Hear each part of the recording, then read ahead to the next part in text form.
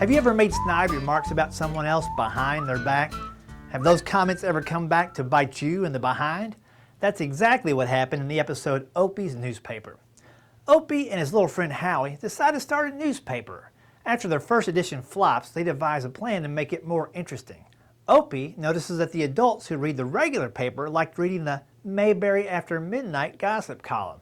He and Howie decided to try it out as well. They began eavesdropping on conversations to get the scoop around town. What they think is harmless talk actually is pretty juicy gossip. Aunt B said a lady brought a chicken a la king dish to dinner one night at an event and it tasted like wallpaper paste. Andy said the local preacher was good but sermons were dry as toast. And Barney Fife said one woman's hair was blonde, right out of a bottle. Well, these little comments were made in fun, but their targets wouldn't think so.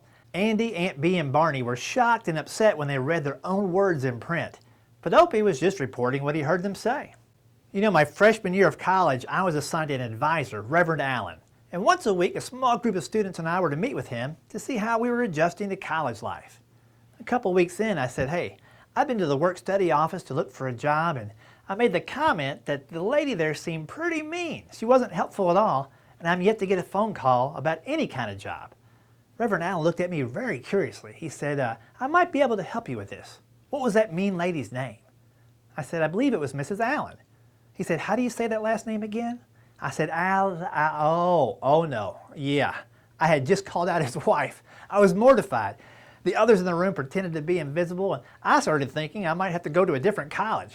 But Reverend Allen just smiled and said, you know, I'll ask her about it over dinner tonight when I get home. I know today that all I was doing there was putting somebody else down and making myself a victim all in the same sentence. And I'm ashamed to share that story with you, but I'm thankful that I learned a valuable lesson early in my life. Do you find yourself repeatedly putting other people down behind their back? Do you criticize coworkers, management, your competition, or your employees? Why are we doing that? Are we trying to make ourselves feel better? If so, that's a pretty shallow and meritless victory. You need to ask yourself why this happens. Maybe it's because we're jealous of their success. Perhaps we don't think they've earned it.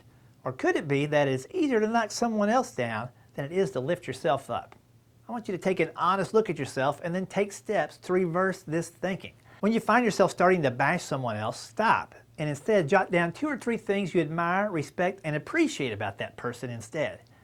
If you do that, you'll be on track to success. So what happened with Opie's newspaper and all that gossip? Well, luckily, most of the papers were retrieved before anybody could read them. Unfortunately, the preacher who had the very dry sermons read his copy, and it made for a very uncomfortable discussion with Andy, but he learned a lesson as well. Oh, and my advisor, Reverend Allen, he must have been pretty great.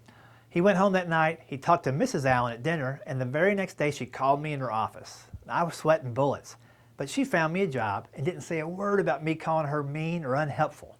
She was full of grace.